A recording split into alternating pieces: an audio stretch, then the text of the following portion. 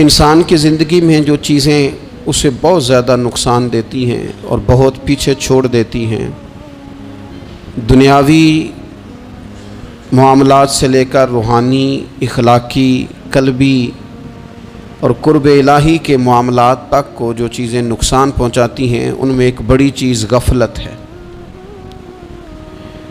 ایک لفظ ہوتا ہے جو ہمیں اکثر سننے کو ملتا ہے کہ آپ کی توجہ نہیں ہے۔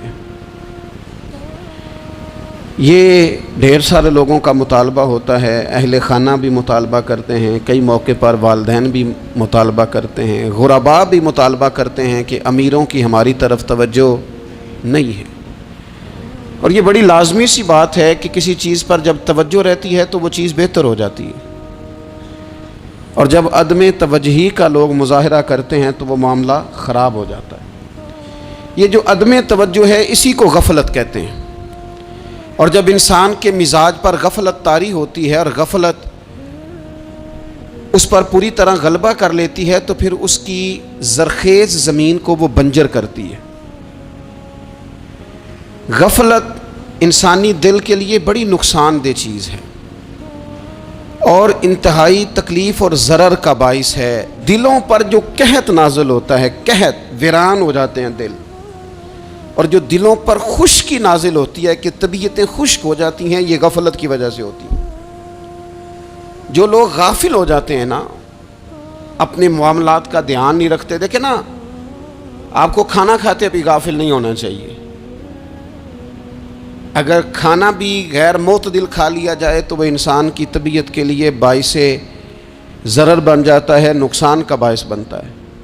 بات کرتے ہوئے بھی غافل نہیں ہونا چاہیے، کئی دفعہ جملے ایسے نکل جاتے ہیں جو انسان کے لیے پھر شرمندگی کا باعث بنتے ہیں۔ انسان کو غافل ہو کر کوئی کام نہیں کرنا چاہیے، غافل ہو کر، مدہوش اور بے ہوش ہو کر نہیں۔ غفلت دل کو ویران کرتی ہے، طبیعت میں خشکی لاتی ہے۔ غافل کبھی نہ بنے۔ قرآن مجید فرقان حمید نے ارشاد فرمایا کہ اقترب للناس حسابہم، فرمایا لوگوں کے حساب کا وقت قریب آ گیا۔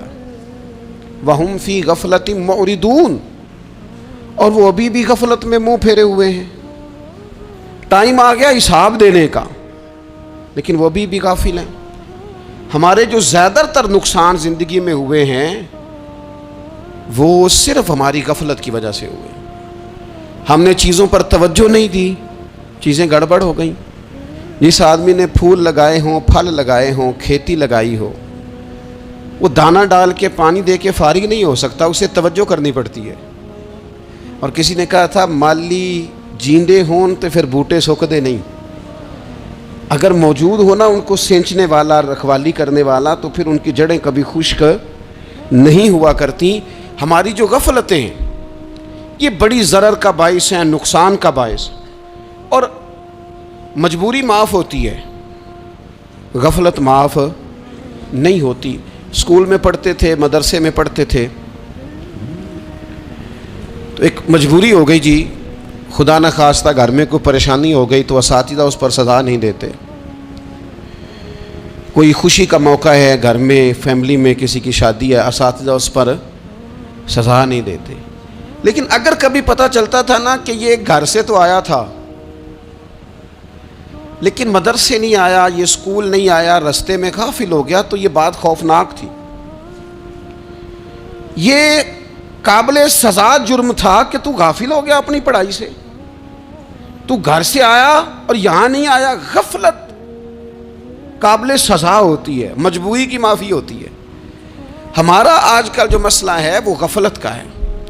ڈھیر سارے لوگ ہیں، سمجھدار بھی ہیں، سیانے بھی ہیں، معاملہ فہم بھی ہیں، باشعور بھی ہیں، تعلیم کی ڈگریاں بھی رکھتے ہیں، لیکن اگر ان کی زندگیوں کی تکلیفوں کو دیکھا جائے اور بے آباد روح کو دیکھا جائے اور سجدوں سے ان کی دوری کو دیکھا جائے تو ایک ہی بات سمجھ میں آتی ہے کہ پتہ سارا ہے لیکن لے ڈوبی ہے غفلت، توجہ نہیں کی۔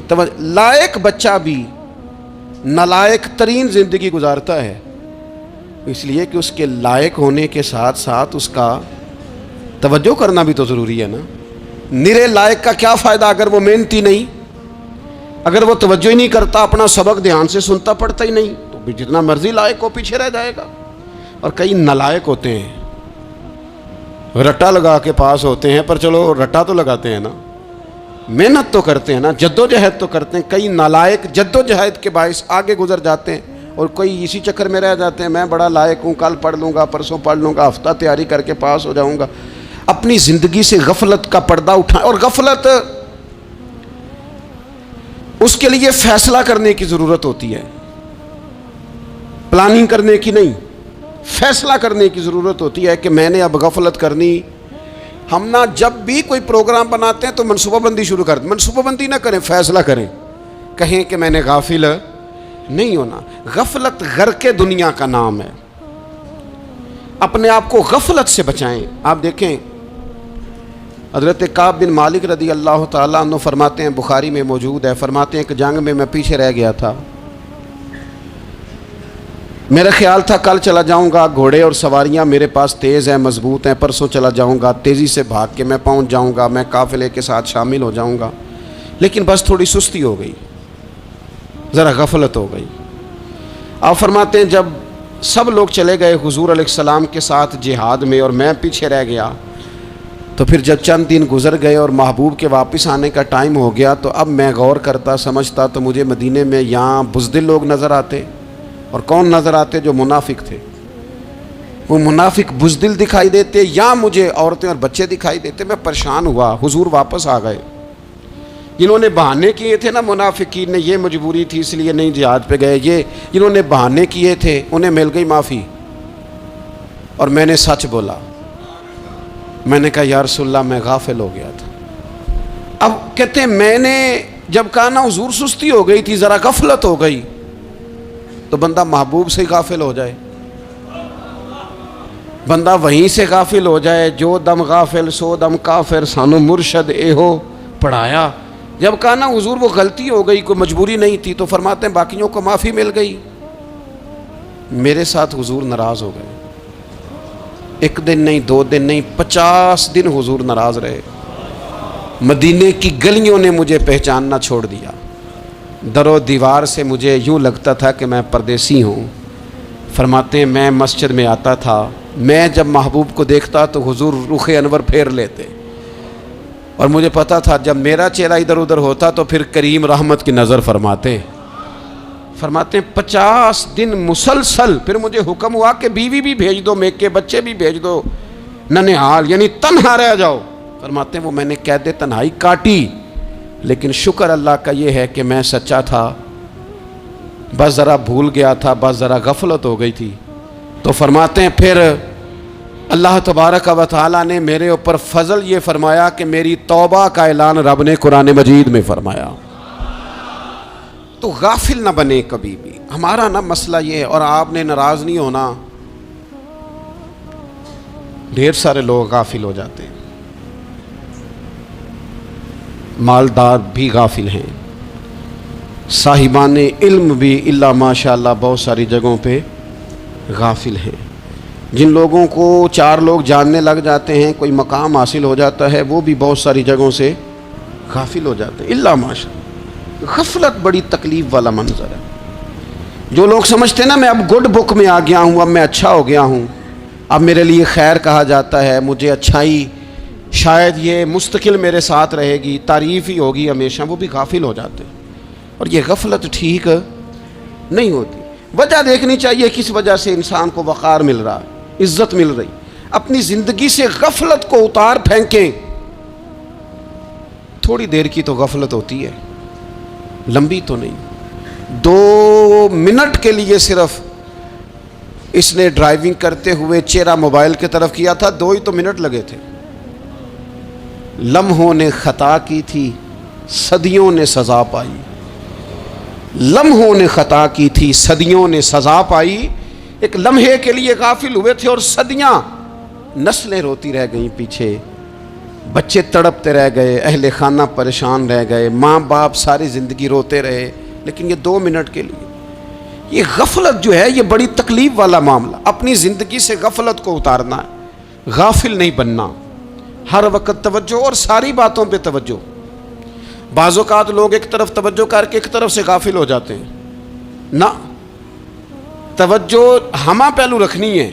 ہمارے ذمہ جتنے بھی حقوق ہیں ان سب پر توجہ، ہر چیز کا خیال، ایسا نہ ہو کہ عبادت کرتے رہ جائیں اور حقوق العباد ہم سے چھوٹ جائیں، اور حقوق العباد اتنے زیادہ ادا کریں۔ ایک صاحب مجھے کہنے لگے ایک دفعہ بڑے وثوق کے ساتھ کہنے لگے جی معاذ اللہ ثم نہیں جی ٹائم ملتا پھر نماز دا کی کریے، روزی کمانا بھی تو عبادت ہے نا۔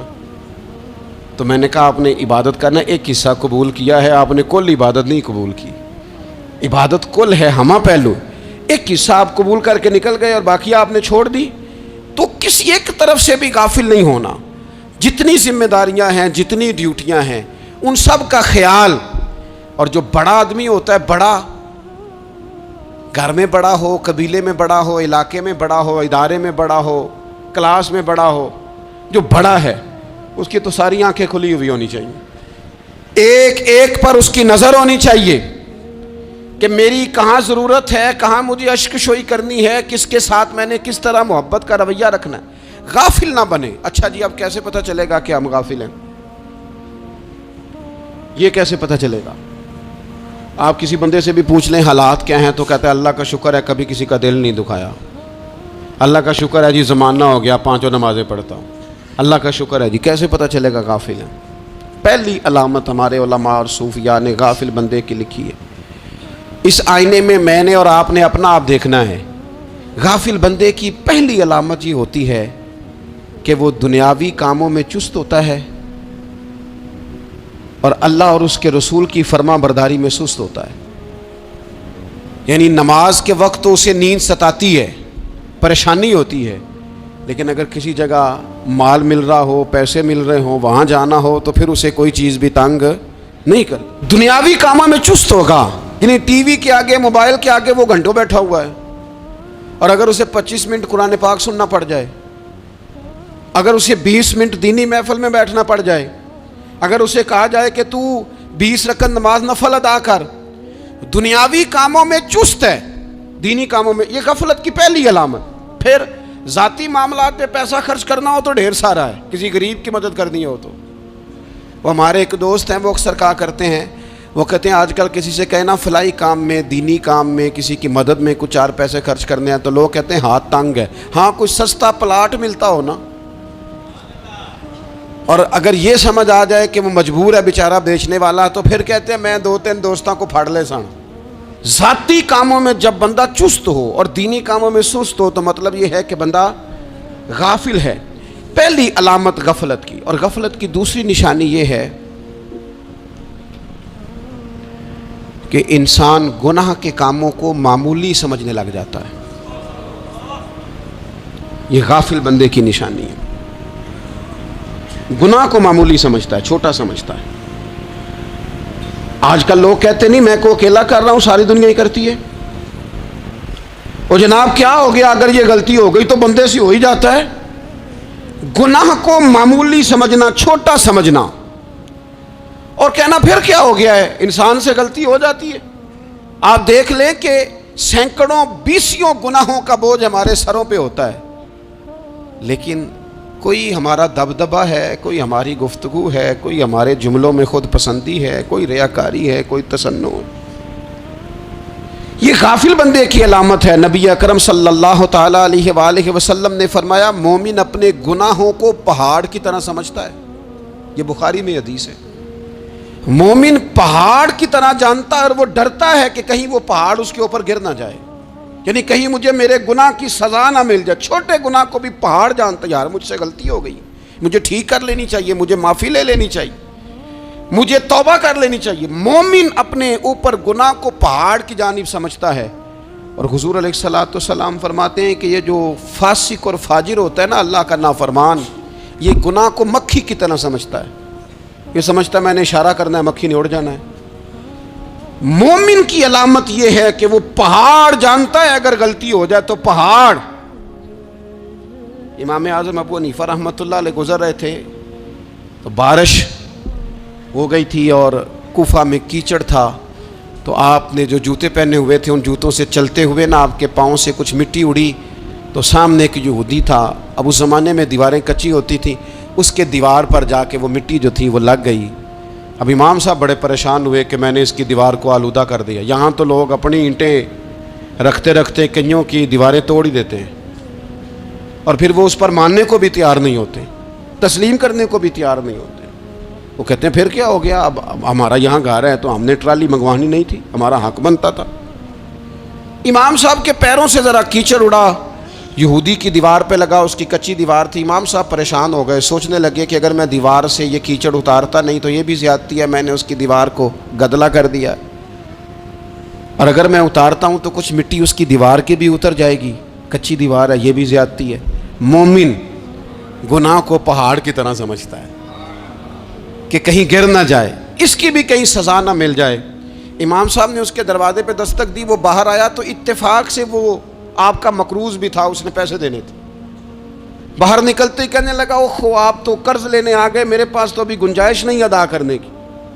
تو امام صاحب کہنے لگے تو قرض چھوڑ، وہ میں نے معاف کیا، میرے سے غلطی ہو گئی ہے، میں آ رہا تھا، لکڑی کے جوتے اس زمانے میں کھڑاؤں لوگوں نے پہنے ہوتے تھے، کہا وہ میرے پیروں سے ذرا کیچڑ اڑا ہے، تیری دیوار پہ لگ گیا ہے۔ اب میں بڑی دیر سے کھڑا سوچ رہا ہوں کہ اگر میں تیری دیوار صاف نہ کروں تو میں نے یہ میلی کر دی، گدلی کر دی، یہ بھی بات درست نہیں ہے، زیادتی، اور اگر میں اسے صاف کرتا ہوں کچی دیوار سے کچھ مٹی اتر جائے گی تو یہ بھی زیادتی ہے، اب تو بتا میں کیا کروں۔ تو بے موسمہ پھل تھا نا یہ، تو بے موسمہ پھل دیکھ کے بندہ حیران ہو جاتا ہے، جو باتیں روٹین میں نہ ہو رہی ہوں وہ ذرا انوکھی لگتی ہیں، بندہ حیران ہو گیا، غور سے امام صاحب کا چہرہ دیکھنے لگا، غور سے چہرہ دیکھنے لگا، اور پھر تھوڑی دیر سوچنے کے بعد کہنے لگا حضور پہلے میں نے دین اسلام کے بارے میں پڑھا اور سنا تھا، آج میں نے دین دیکھا ہے۔ پہلے میں نے سنا تھا کہ دین اسلام اس طرح کا ہے، آج میں نے دین۔ ہم نہ پوری دنیا کے کافروں کو دین سنانا چاہتے ہیں، دکھانا نہیں چاہتے، ہم نیک نظر آنا چاہتے ہیں، نیک بننا نہیں چاہتے، ہم نیک نظر آنا چاہتے ہیں۔ نتیجہ کیا نکلتا ہے کہ کچھ عرصے کے بعد پتہ چل جاتا ہے بندہ کس لیول کا نیک ہے، کیا معیار ہے اس کی نیکیوں کا۔ کہنے لگا حضور پہلے میں نے دین سنا تھا، آج دیکھا ہے۔ آپ وہ مٹی کی دیوار پر جو کیچڑ لگ گیا ہے، دیوار کو بعد میں صاف کیجئے گا، پہلے کلمہ پڑھائیں تاکہ میرے اندر کا کفر صاف ہو جائے، مجھے مسلمان کر دیں۔ تو غافل آدمی جو ہوتا ہے نا، وہ پھر تیسری بات، جب بندہ بہت زیادہ غافل ہو جاتا ہے پھر اعلانیہ گناہ کرنے لگتا ہے۔ ایک گناہ پھر اس کا اظہار گناہ، ایک بندہ حدیث پاک میں آتا ہے، ایک بندہ رات کو کوئی غلطی کرتا ہے، اللہ تعالیٰ اس پہ پردہ ڈال دیتا ہے، لیکن وہ سویرے خود لوگوں کو بتاتا پھرتا ہے میں نے یہ کیا، میں نے یہ کیا۔ جب آپ اظہار گناہ کرتے ہیں نا تو سامنے والا بھی دلیر ہوتا ہے، کہتا ہے اس نے کیا میں کر لوں گا تو پھر کیا ہوا۔ ہمارے علماء نے لکھا ہے کسی کی نماز قضا ہو جائے تو کسی کو بتائے نہ، قضا پڑھ ڈالے، اس کا جگہ جگہ ذکر نہ کرے۔ جب آپ کہیں گے نا میری قضا ہو گئی تو آپ کے ساتھ رہنے والا بچہ دوست سمجھے گا یار اس کی قضا ہو گئی ہے تو میری بھی ہو جائے گی تو کیا ہو۔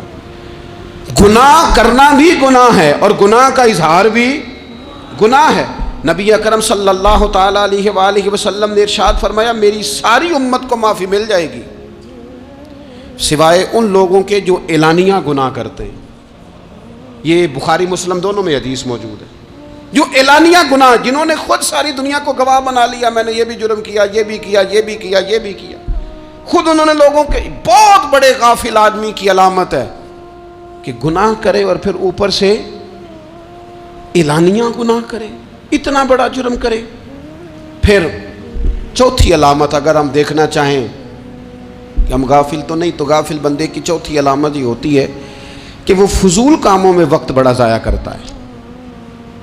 فضولیات میں ادھر بیٹھے ہیں ادھر بیٹھے ہیں، یہاں گپ شپ ہو رہی ہے، وہاں موبائل دیکھا جا رہا ہے، پھر کچھ ٹائم ملا ہے تو پھر کہیں دور دراز کسی ہوٹل پہ کھانا کھانے چلے گئے، پھر کچھ ٹائم ملا تو چلو نکلتے ہیں ذرا کوئی ہفتہ سیر کر آتے ہیں، یہاں گپ شپ ہے، فلاں کو ڈسکس کر لیتے ہیں، فلاں کے بارے میں بات کر لیتے ہیں، سیاسی تبصرے کر لیتے ہیں، یہ تھوڑی گفتگو ہو جاتی، چلے محلے داروں پہ تبصرہ شروع کرتے ہیں، کون روٹی زیادہ کھا رہا ہے اور کس کے پاس پیسے زیادہ آ گئے، چلو جا کے پتہ کرتے ہیں۔ حالانکہ یہ پتہ نہیں کرنا چاہیے تھا، پتہ تو اس کا کرنا چاہیے تھا جو بیچارہ کل سے بھوکا ہے، خبر تو اس کی رکھنی چاہیے تھی جس بیچارے کے گھر میں بچوں کے لیے پہننے کو کپڑے موجود نہیں ہیں۔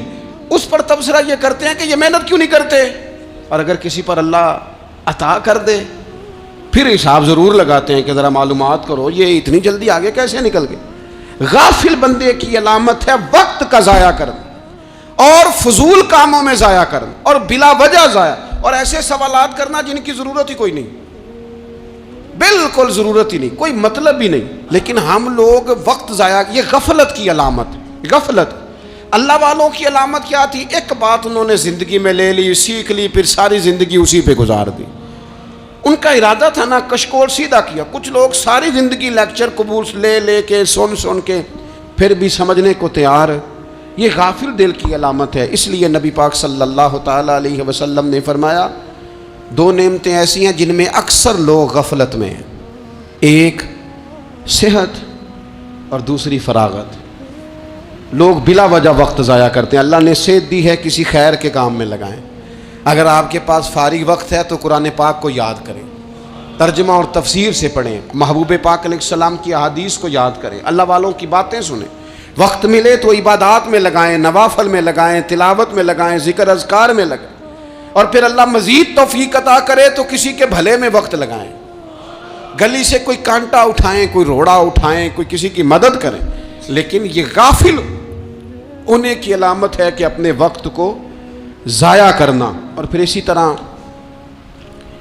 غفلت کی پانچویں علامت یہ ہے کہ اگر بندے کو دنیا سے پورا پیار ہو جائے، یعنی شب قدر میں بھی آ کے کہتا ہے یا اللہ کبھی پیسے دے دینا، شب برات والے دن بھی کہتا ہے کہ مالک اگر کبھی کوئی ایسا سبب لگ جائے نا، یعنی بیت اللہ شریف کے سامنے کھڑے ہو کے بھی اگر اس نے مال ہی مانگنا ہے وہاں بھی اس نے یہی سوال کرنا ہے، حب دنیا اتنی غالب آ جائے تو یہ غافل ہونے کی علامت۔ دنیا ضرورت ہے، مقصد نہیں ہے، دنیا کی حاجت ہے، مقصد نہیں ہے، یہ مقصود نہیں۔ اور جب لوگ فقط دنیا کے مال کو، دولت کو، نبی پاک علیہ السلام نے فرمایا وہ لعنتی ہے جو درہم اور دینار کا بندہ بن گیا ہے، پیسوں کا بندہ بن گیا ہے، مل جائے تو خوش ہوتا ہے، نہ ملے تو تکلیف میں آ جاتا ہے۔ یہ غافل بندے کی علامت۔ مومن تو وہ ہوتا ہے کہ دولت رزق حلال ضرور کماتا ہے تاکہ کسی کے آگے ہاتھ نہ پھیلانا پڑے، کوشش ضرور کرتا ہے، پر دنیا کو جیب میں جگہ دیتا ہے، دل میں نہیں دیتا۔ اس کی جگہ جہاں ہے اسے وہاں رکھتا ہے، اسے دل میں جگہ، دل تو ایک ہے، اس میں رب رسول کو بسائیں گے یا کسی اور کو بسائیں گے؟ تو حب دنیا یہ غافل ہونے کی بہت بڑی علامت ہے۔ پھر اسی طرح جو بندہ رب کریم کو جانتا نہیں نا وہ بھی غافل ہو جاتا ہے۔ ایک تو جو یہ نہیں نہ جانتا کہ رب کریم سزا دے گا، وہ مجھے دیکھ رہا ہے، اسے نہ اونگ آتی ہے نہ نیند آتی ہے، جو اس کی معرفت نہیں رکھتا کہ میرا رب ہر وقت مجھے دیکھ رہا ہے، وہ بھی غافل ہو جاتا ہے۔ جسے پتہ ہونا کہ مجھے دیکھ رہا ہے وہ غافل نہیں ہوتا۔ اور جو یہ سمجھ لیتا ہے نا کہ شاید معاذ اللہ ثم اس یقین کو پکا نہیں کرتا، وہ غافل ہو جاتا ہے۔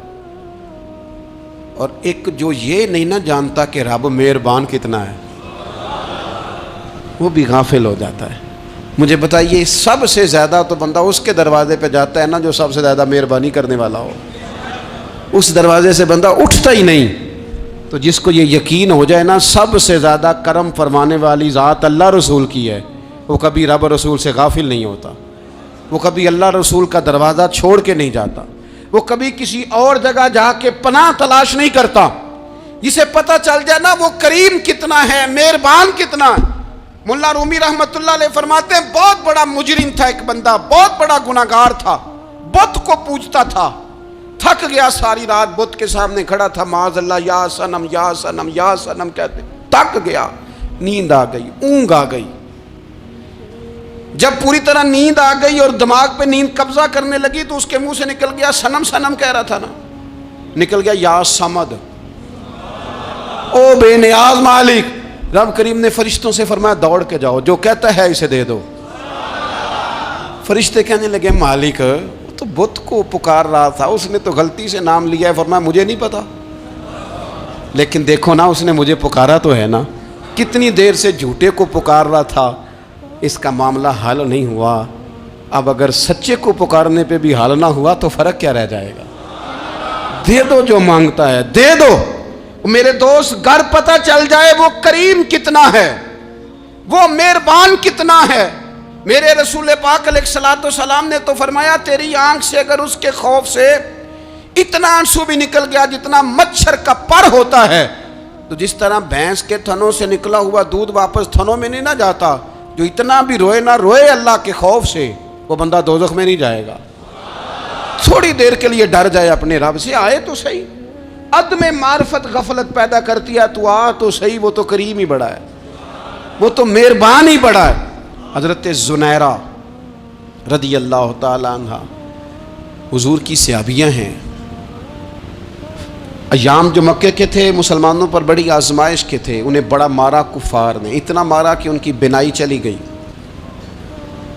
نظر آنا بند ہو گیا۔ کافروں کی عورتوں نے تانا دیا کہ تو نے ہمارے بت چھوڑے ہیں نا، تو دیکھنا تیری بینائی چلی گئی۔ تو جناب زنیرہ اللہ پہ بھروسہ، توکل، معرفت الہی کا جذبہ، اٹھ کے کھڑی ہو کہنے لگی چپ کرو، تمہارے جھوٹے بت کیا کر سکتے ہیں، میرا رب چاہے تو صبح جب میں اٹھوں تو میری آنکھیں روشن ہو، اگر کریم کرم کر دے۔ لوگ کہتے ہیں واقعی ایسا ہوا، جب وہ سویرے اٹھی تو اللہ نے ان کی روشنی واپس کر دی تھی۔ تجھے پتہ چل جانا وہ مہربان کتنا ہے۔ وہ ایک بزرگ تھے تو ان سے کسی نے کہہ دیا کہ اگر آپ کا حساب آپ کے ماں باپ کے ذمہ ہو جائے تو پھر کیسا، پوچھنے کے لیے قیامت میں اگر ماں باپ حساب لیں تو پھر کیسا۔ تو بڑے سیانے لوگ تھے جو دل والے تھے، کہنے لگے نہیں، رب کریم ہی ٹھیک ہے، اس لیے کہ وہ ماں باپ سے کہیں بڑھ کر پیار کرنے والا ہے۔ اگر یہ معرفت مل جائے وہ کریم کتنا ہے۔ اور جب بندہ پوری طرح اس کی بارگاہ میں آ کے تڑپ جاتا ہے نا، مولا میں جاؤں کدھر، تیرا دروازہ چھوڑ کے جاؤں کدھر۔ اقبال کہتے ہیں وہ ایک سجدہ جسے تو گراں سمجھتا ہے، 1000 سجدوں سے دیتا ہے آدمی کو نجات۔ تجھے جگہ جگہ جھکنا نہیں پڑے گا اگر تو صحیح معنوں میں اپنے رب کی بارگاہ میں جھک جائے۔ تو میرے عزیز کوشش کرے کہ اس کی معرفت، اس کا کرم، اس کی عطا اور اللہ تبارک و تعالیٰ کے حاضر و ناظر ہونے پر عین الیقین، حق الیقین حاصل کریں۔ اور پھر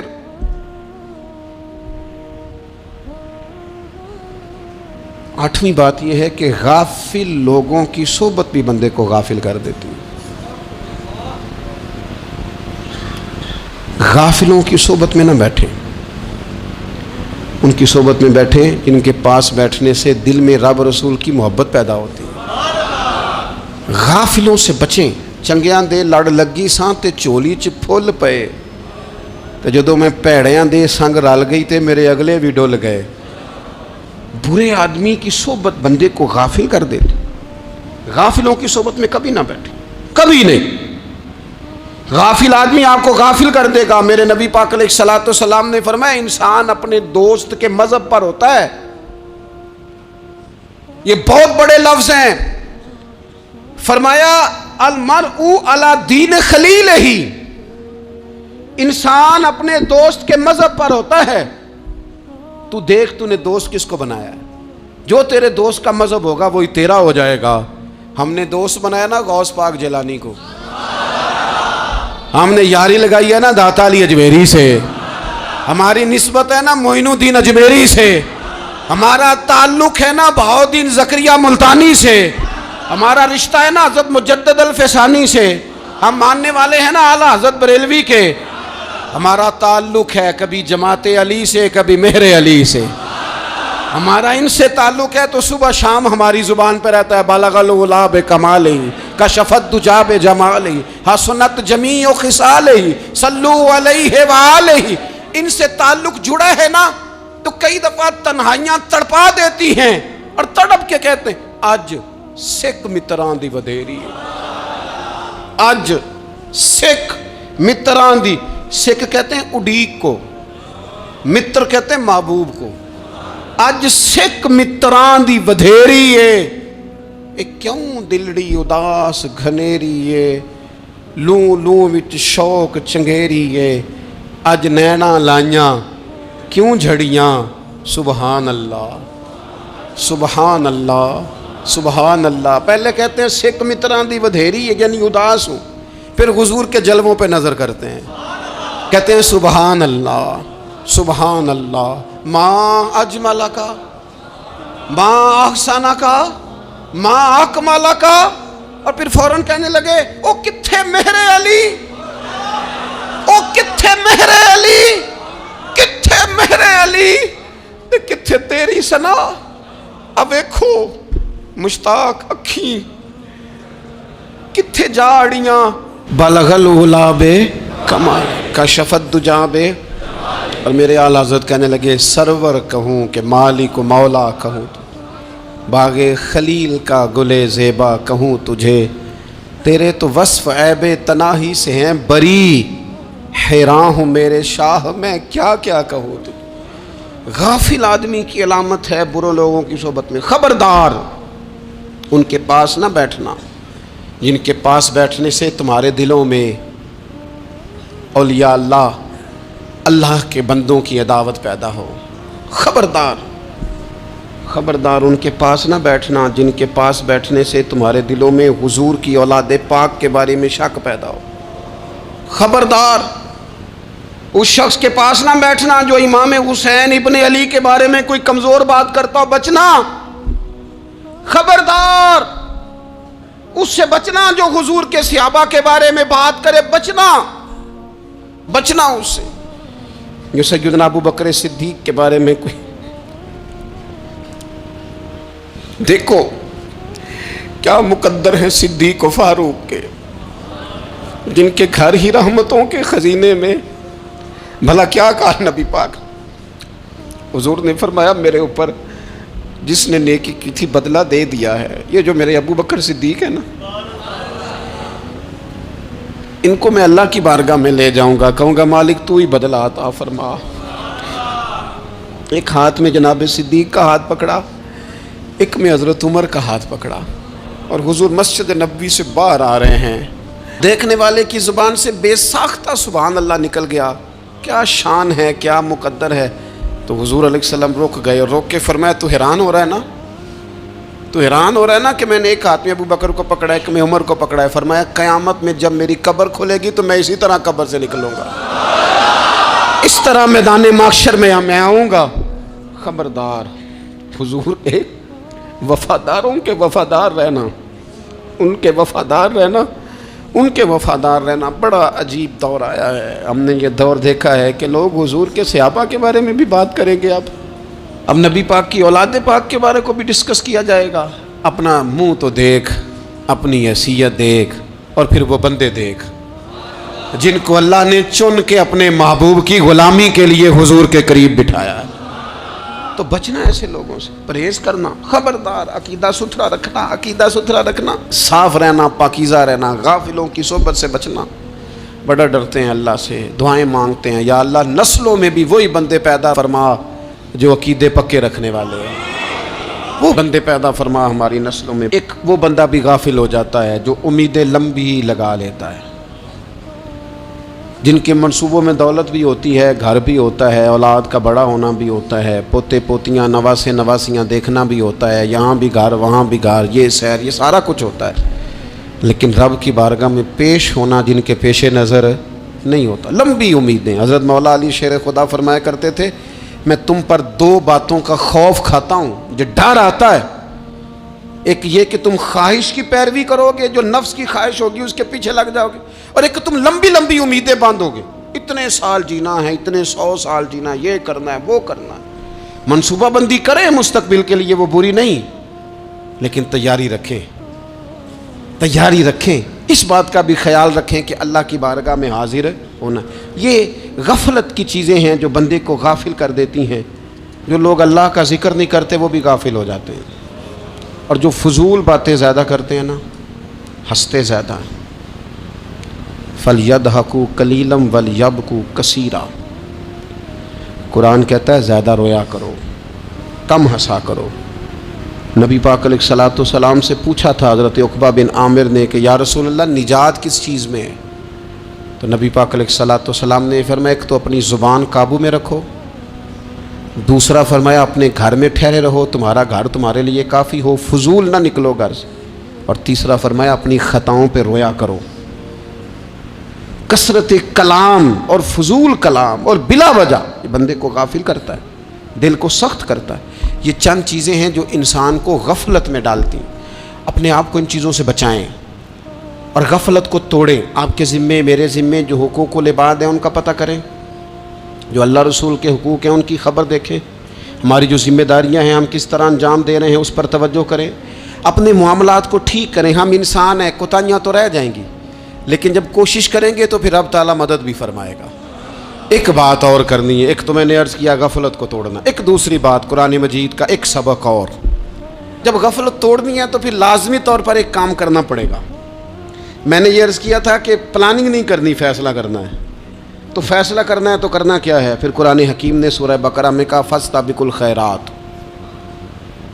یعنی تم نیکیوں کی طرف دوڑو, جلدی جلدی نیکیاں کرو, فٹافٹ, دیر نہ کرو. فٹافٹ سے مراد یہ نہیں کہ نیکی جلدی جلدی کر جاؤ, یعنی ٹال مٹول نہ کرو خیر کے کام میں. کل کریں گے, پرسوں کریں گے, عمرہ کر رہے ہیں پھر نیکی ہیں, حج کر رہے ہیں پھر نیکی ہیں, بچے بیال ہوں پھر میں نیک ہوں. یہ تھوڑا سا یہ کام ٹال مٹ. فاستبقوا الخیرات, نیکیوں کی طرف دوڑو, جلدی کرو, بھاگو. نبی پاک صلی اللہ تعالیٰ علیہ وسلم نے فرمایا 5 چیزوں سے پہلے غنیمت جانو. حضور علیہ الصلوۃ والسلام فرمانے لگے ایک تو تم جوانی کو نہ بڑھاپا آنے سے پہلے غنیمت سمجھ لو. نبی کریم صلی اللہ تعالیٰ علیہ وآلہ وسلم ارشاد فرمانے لگے کہ اپنی صحت کو غنیمت جان لو بیماری آنے سے پہلے. پھر حضور علیہ الصلوۃ والسلام فرمانے لگے اگر اللہ نے تمہیں مال دیا ہے, وسعت دی ہے, تو نیکی کر لو, خرچ کر لو اللہ کے راستے میں. خدا نہ خواستہ تم پر غریبی آ جائے. اور پھر حضور سید عالم صلی اللہ تعالیٰ علیہ وسلم فرمانے لگے اگر تمہیں اللہ نے کچھ فراغت دی ہے, بہت زیادہ مصروف نہیں ہو, تو غنیمت جان لو, جلدی سے نیکی کر لو قبل اس کے کہ تم مشغول ہو جاؤ. اور 5ویں بات حضور نے بیان کی, فرمایا زندگی کو غنیمت جانو, موت آنے سے پہلے جلدی سے نیکی کر لو. نیکی کے لیے ساری زندگی منصوبہ بندی نہ کرتے رہو. نیکی کے لیے دیکھو نا, ہماری زندگی میں یہاں دنیا میں رہ کے چند منٹوں میں وہ نیکی کی جا سکتی ہے جو قیامت کے بعد صدیوں کا ہمارا فائدہ کرے گی, صدیوں کا فائدہ کرے. کرتے نہیں, پلاننگ کر رہے ہیں, منصوبہ بندی کر رہے ہیں, بس تیاری کر رہے ہیں, بس حضرت آپ دعا کر دیں, اللہ تعالیٰ دعائیں بھی قبول فرمانے والا ہے. لیکن جو نیکی نصیب ہوتی ہے اسے جلدی سے کر گزریں, اسے فٹافٹ کریں. میں ایک گاؤں میں گیا, اب تو خیر وہ دور نہیں رہا, یہ 10-15 سال 20 سال پہلے نا جو نوجوانوں کی مصروفیات ہوتی تھیں ان میں سے ایک مصروفیت یہ ہوتی تھی کہ گندم لے کے چکی پہ جانا ہے, آٹا پسوا کے لانا ہے. یہ ایک بڑی, چونکہ سبھی گھروں کے اندر سال کے لیے گندم سٹاک کر لی جاتی تھی, تو گندم لے کے جانا یہ ایک ڈیوٹی ہوتی تھی. ایک نوجوان ایک گاؤں میں, اس کی مجھے تعریف سننے کو ملی. تو ایک بوڑھی اماں کہنے لگی یہ تو بڑا نصیباں والا ہے, سارے دا ہی آٹا پیا لے ہوتا ہے. اور آتے جاتے پوچھ لیتا ہے کہ اماں کوئی, کہنے لگی میرے بچے باہر ہوتے ہیں, یہ مجھے دوائی بھی لا دیتا ہے شوگر کی, میں مریضہ ہوں. یعنی خیر جتنی ہو سکے جتنی. میرے ایک سنگی ہیں, تو سڑک پہ کوئی بندہ کھڑا ہوتا ہے نا, اللہ تعالیٰ انہیں سلامت رکھے, بندہ کھڑا ہوتا ہے تو کہتے ہیں میں اس سے پوچھ لیتا ہوں بابا جی کدھر جانا ہے, فلانی جگہ جانا ہے, تو کہتے ہیں میں موٹر سائیکل پہ بٹھا لیتا ہوں. بندہ دیکھ کے مجھے سمجھ آ جاتی ہے ضرورت مند ہے, کوئی چور نہیں, کوئی ڈاکو نہیں, ضرورت مند ہے. میں اسے منزل تک نیکی جتنی میسر آئے, جس حد تک میسر آئے. کیا کہا ہمارے نبی پاک علیہ السلام نے؟ حضور نے ہم سے فرمایا کچھ نہ ہو سکے تو بات ہی مسکرا کے کر لینا, اس پر ہی اللہ صدقے کا ثواب عطا کرے. فاستبقوا الخیرات, جلدی سے نیکی کر لو. اپنے نامہ اعمال میں روز نیکیاں جمع کرو, کوئی نہ کوئی خیر کا کام روز کرو اور جلدی سے کرو. صحیح مسلم میں حدیث ہے, نبی پاک صلی اللہ تعالیٰ علیہ وسلم فرمانے لگے جلدی جلدی نیکی کے کام کر لو ان فتنوں سے پہلے جو اندھیری رات کے حصوں کی طرح فتنے ہوں گے. فرمایا اس وقت حال یہ ہوگا کہ آدمی صبح مومن ہوگا, شام کو کافر ہو جائے گا, شام کو مومن ہوگا تو صبح کافر ہو جائے گا. اور فرمایا لوگ دنیا کے بدلے اپنا دین تک بیچ ڈالیں گے. معاذ اللہ جھوٹی قسمیں نہیں کھائی جاتی, جھوٹا قرآن مجید نہیں لوگ اٹھا لیتے.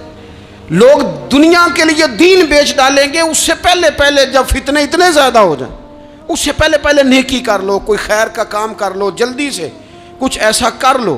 حضرت عقبہ بن حارث رضی اللہ تعالیٰ عنہ فرماتے ہیں یہ دیکھیں ہمارے نبی پاک علیہ السلام کی سیرت کیا ہے, حضور کا اسوہ کیا ہے, نبی پاک علیہ السلام ہماری تربیت کس طرح کرتے ہیں.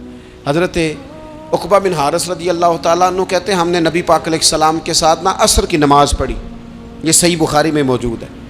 فرماتے حضور سلام پھیرتے ہی فوراً اٹھ کے گھر تشریف لے گئے۔ یہ ہمارے لیے انوکھی بات تھی، غیر متوقع تھی، پہلے کبھی ایسا ہوا نہیں۔ سلام پھیرا نماز کا، حضور جلدی سے تشریف لے گئے۔ اب ہم حیران تھے اور حیرت انگیز طور پر حیران تھے کہ کریم اتنی جلدی تشریف لے گئے۔ تھوڑی دیر ہوئی حضور واپس آ گئے تو محبوب پاک علیہ السلام فرمانے لگے گھر میں ایک چھوٹی سی ڈلی، ایک چھوٹا سا ٹکڑا سونے کا پڑا تھا، مال آیا تھا سارا صدقہ کر دیا، وہ تھوڑا سا پڑا تھا، اچانک مجھے یاد آیا وہ تو پڑا رہ گیا۔ تو حضور فرمانے لگے میں نے کہا کہیں ایسا نہ ہو جائے کہ ساری رات گزر جائے اور میرے گھر میں پڑا ہی رہ جائے، میں جلدی سے جا کے اسے خیرات کر دوں۔ میں نے خیرات کیا، پھر میں واپس آ گیا ہوں۔ جلدی سے نیکی، جلدی سے نیکی کر لی جائے۔ ہم بڑا انتظار کر رہے ہیں، بڑا لمبا ہمارا پروگرام ہے، ہمارے پاس ٹائم ہی بڑا ہے، کسی نے کان میں کہہ دیا ہے تیرے پاس بڑا وقت ہے، ابھی تو بڑی عمر پڑی ہے، ابھی تو جناب اور میرے بھائی یہ لوگوں کے کہنے کی باتیں ہیں، پھر پتہ ہی نہیں چلتا حالات کس طرح کے ہو جاتے ہیں اور کیا معاملات انسان کے ساتھ درپیش ہوتے ہیں۔ جتنی خیر میسر آئے، جتنا بھلا میسر آئے، جتنی انسان کو توفیق ملے۔ میں نے بزرگوں کو دیکھا، اپنے اصحاب کو، پہلے وہ خدام سے کہتے کہ میں سونے لگا ہوں اور پابند کرتے لوگوں کو کہ فلاں وقت، بزرگوں کو میں نے دیکھا اپنے، وہ پابند کرتے لوگوں کو کہ فلاں وقت میں موجود ہوں گا آنا، خود پابند فرماتے، اور پھر جب بیدار ہوتے تو سب سے پہلے خدام کو بلا کے پوچھتے کوئی مہمان تو نہیں آیا؟ اور جناب آپ نے خود ہی تو پابند فرمایا فلاں دن آنا۔ کہنے لگے چل یار اگر کوئی آیا تو مجھے ملا لو، میری ملاقات کرا لو۔ کیوں؟ اس لیے کہ دور سے آیا ہے، مجھ سے ملنے آیا ہے، کوئی خیر کی بات سیکھنے آیا، چلو میرے نام اعمال میں کوئی نیکی جائے گی، کچھ نہ کچھ خیر جمع کر لی جائے، کچھ نہ کچھ ڈیوٹی کر لی جائے، کچھ کام کریں اور جلدی سے کریں۔ حضرت جابر ابن عبداللہ انصاری رضی اللہ تعالیٰ عنہ بیان کرتے ہیں، یہ بھی بخاری میں موجود ہے، کہتے ہیں ایک صحابی نبی پاک علیہ السلام کی بارگاہ میں حاضر ہوئے غزوہ احد کے موقع پر، اور حال ان کا یہ تھا کہ وہ کھجور کھا رہے تھے اور کھجور انہوں نے منہ میں رکھی ہوئی تھی۔ حضور کی بارگاہ میں حاضر ہوئے اور عرض کرنے لگے یا رسول اللہ صلی اللہ تعالیٰ علیہ وسلم اگر میں شہید کر دیا جاؤں تو کہاں جاؤں گا؟ حضور فرمانے لگے جنت میں۔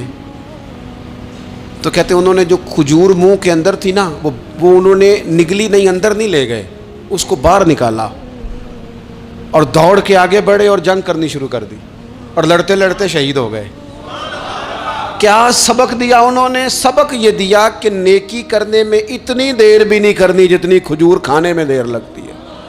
جلدی سے نیکی کرنی ہے، فٹافٹ نیکی کرنی، اس کے اندر ٹال مٹول نہیں کرنا۔ اسی وقت انہوں نے کھجور باہر نکال دی، دوڑ کے انہوں نے حضرت انس بن نضر رضی اللہ تعالیٰ عنہ، حضرت انس بن مالک رضی اللہ تعالیٰ عنہ کے چچا ہیں، میدان احد میں احد پہاڑ کے قریب کھڑے تھے، لوگوں سے کہہ رہے تھے جلدی جلدی ادھر آؤ، وہ جنت جو انسان کو انتقال کے بعد نصیب ہوگی اور قیامت کے بعد نصیب ہوگی، فرماتے تھے مجھے تو ابھی احد پہاڑ کے اندر سے جنت کی خوشبو آ بھی رہی ہے، لہذا جلدی سے آؤ، ادھر دوڑو، جہاد کرو، آؤ کفار سے لڑیں۔ تو نیکی میں دیر نہیں کرنی، جو نیکی میسر آتی ہے، جس کو میسر، ماں باپ میسر ہیں تو خدمت کر لیں، اہل خانہ ہیں تو حسن سلوک کر لیں، اللہ نے اولاد دی ہے تو اچھی تربیت کر لیں، دوست ہیں تو خیر خائی کر لیں، اگر آپ کو اللہ رمضان عطا کرتا ہے تو زیادہ سے زیادہ اس کی عبادت کر لیں، اگر نظر ٹھیک ہے تو تلاوت زیادہ سے زیادہ کر لیں، زبان چلتی ہے تو رج رج کے مدینے والے محبوب پہ درود و سلام پڑھ لیں، اللہ تعالیٰ کا ذکر کر لیں، جلدی سے خیر جمع کریں، اپنے وقت کو ضائع نہ کریں۔ یہ آج کا سبق ہے کہ ایک تو ہم نے فیصلہ کرنا ہے کہ بس غفلت نہیں، اب غفلت، اب انشاءاللہ اللہ اللہ کرنی ہے، اب کوئی خیر کا کام کرنا ہے۔ میرے حضرت کا ایک جملہ کبھی نہیں بھولنا، فرمایا کرتے تھے زمین کے اوپر کام، نیچے جا کے آرام، یہ چھوڑ دیں اتنے گھنٹے سونا ہے تو یہ کرنا ہے تو میری نیند میں دخل کوئی نہ ڈالے، پھر سوتے ہی رہ جائیں گے، سوتے ہی رہ جائیں۔ زمین کے اوپر کام اور نیچے جا کے جاگنا ہے، جاگ لے افلاک کے سائے تلے، پھر حشر تک سوتا رہے گا خاک کے سائے تلے۔ اب جاگ لے افلاک کے سائے کے نیچے، جاگ، کھول آنکھیں، ہر وقت کا سونا، ہر وقت سونا، ہر وقت جو اپنے آرام کی فکر کرنا، اس سے نکل آئیں اور اچھا کھانا اور اچھا پہننا اور بس اپنی مرضی کی زندگی من چاہی جینا، اس سے باہر آئیں، فیصلہ کریں، فیصلہ کہ اب غفلت نہیں کرنی۔ اگر اللہ نے کوئی صلاحیت دی ہے تو اسے دین کے کام پہ لگانا ہے، کوئی ڈیوٹی کرنی ہے، کوئی خدمت کرنی ہے۔ دیکھو خدمتیں ہو رہی ہیں، صدیق اکبر مال دے رہے ہیں، عثمان غنی مال دے رہے ہیں، مولا علی نے تلوار پکڑی ہے، میدان میں جا رہے ہیں، فاروق اعظم گلی گلی نگر نگر رسول اللہ کے دین کی پہرے داری کر رہے ہیں، حضرت جناب سیدنا سلمان فارسی ابو ذر غفاری حضور کی مسجد میں جھاڑو دے رہے ہیں، اور بلال حبشی وہ نبی پاک کی مسجد میں اذان پڑھتے پڑھتے رب نے اتنا عروج فرمایا کہ کعبے کی چھت پہ کھڑے ہو کے بھی اذان پڑھنی شروع، انہوں نے اذان دے دی۔ تو کوئی کام کرنا ہے، غفلت کو توڑنا ہے اور نیکی کرنی ہے، ذرا جلدی جلدی خیر کا کام کرنا ہے، نہیں ایسے نہیں، فٹافٹ۔ کیسے جی؟ فٹافٹ۔ تو فٹافٹ کام کریں خیر کا، جلدی جلدی۔ تو یہ خیر کا کام فٹافٹ، جلدی جلدی اور بڑی جلدی اور دوڑ دھوپ کے، اور جب آپ کرتے جائیں گے نا تو پھر اللہ تعالیٰ مواقع بناتا جائے گا۔ آپ سے میری اپیل ہے، بالخصوص میرے ساتھ جو وابستہ سنگیاں، جو پیار کرنے والے ہیں، دو باتیں آج آپ نے لے کے جانی ہیں گھر۔